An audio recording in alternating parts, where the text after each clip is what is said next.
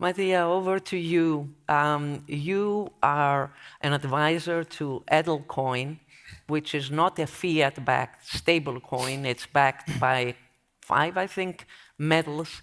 So I want to ask you what need Edelcoin fulfills. And I'm curious because if we look at the gold-backed tokens that have been issued, for years from different issuers, they didn't really have that much traction. So what is the need that Edelcoin, you think, fulfills? What's special, and how does it fit in this stablecoin ecosystem that's growing?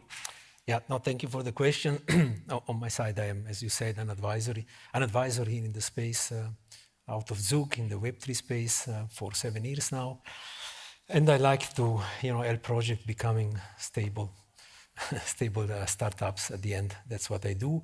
Now to Edelcoin, where first of all, of course, we don't have to discuss the need for stable coins because they are there. Suffice to, it's enough to say that on the volume based, the first cryptocurrency globally is a stable coin on a volume based.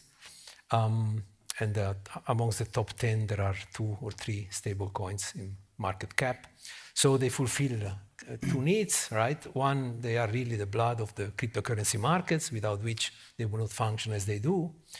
And secondly, to the Visa case, they now also fulfill a role to expedite cross-border transactions with much less time and also less costs. There are a few use cases there that are really interesting.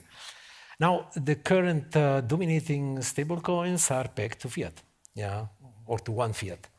And I think with Edelcoin, I like the Edelcoin project because I was approached by people that said we need something else. We need to try to go where the ball will be, or to push the ball in another corner and provide diversification to the market of stablecoins.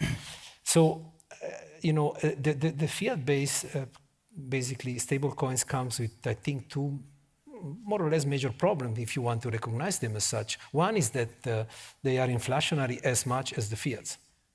Yeah, so the more you are exposed to a stablecoin pegged to the US dollar, the more you are actually holding US dollar, and that's it, and the purchasing power has declined steadily. This happens obviously with other fiat currency in general, particularly when you have hyperinflation. And the second problem is even major. It's about the reserves. The value and the trust in a stablecoin depends on the management of the reserves. If there are doubts about the management of the reserves, you are going to experience a run on your stablecoin.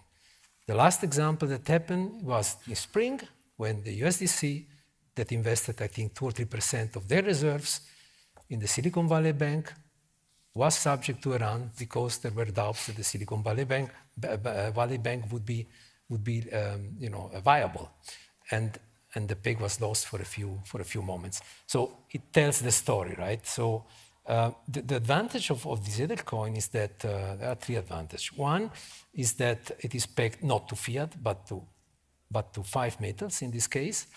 Therefore, perhaps you have a chance to actually hedge yourself against the deflationary influence on the fiat currency. The second is that the reserves is absolutely not invested because it is there even before the coin is minted, and nobody will touch it unless something happened to the place where they are held. They are there and they are not invested. You are not going to experience a financial risk on the reserves. And the third innovation is that for the first time, we have stable coins backed by portfolio of, in this case of metals, it could be a portfolio of currency. Somebody tried a long time ago. That, yeah? We know that one. And this is an advantage because you experience these portfolio effects that can further stabilize the coin.